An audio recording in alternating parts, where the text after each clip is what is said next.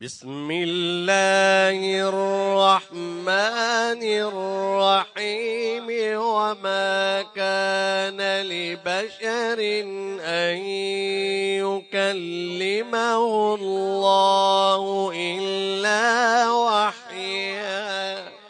وما كان لبشر أن يكلمه الله إلا وحيا أو من وراء حجاب أو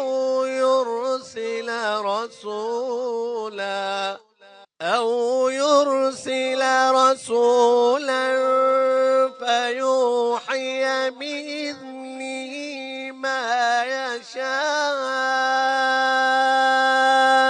إنه علي حكيم. وكذلك أوحينا إليك روحا من أمرنا ما كنت تدري ما الكتاب ولا الإيمان ولكن جعلناه نورا نهدي به من نشاء من عبادنا وإنك لتهدي إلى صراط مستقيم.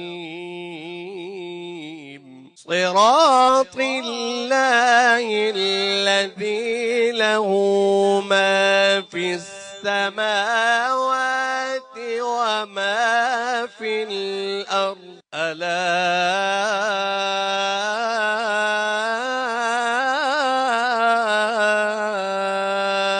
إلى الله تصير الأمور. صدق الله العظيم.